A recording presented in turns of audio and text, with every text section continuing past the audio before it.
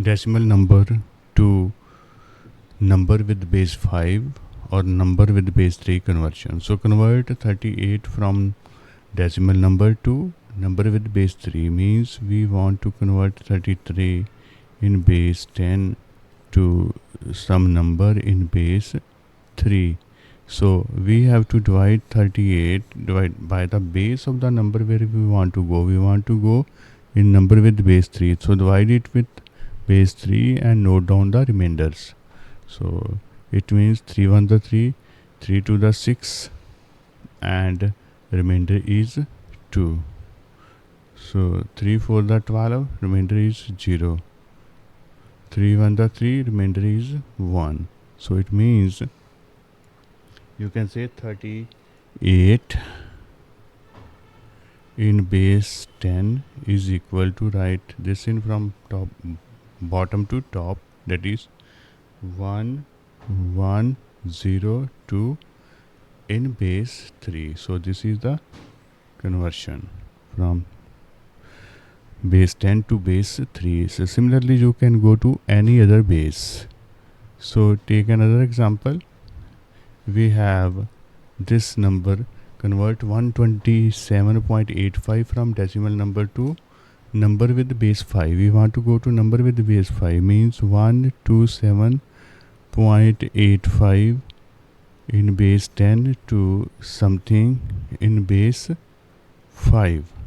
So we have, this has both integer part and fractional part divided into two parts, that is 127 divided by base of the number where we want to go, that is 5, and here take 85 and multiply it by the base of the number where we want to go, that is 5. So first we do the divisions.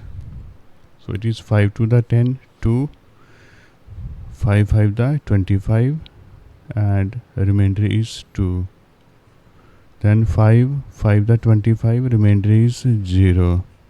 Then 5 1 the 5, remainder is 0.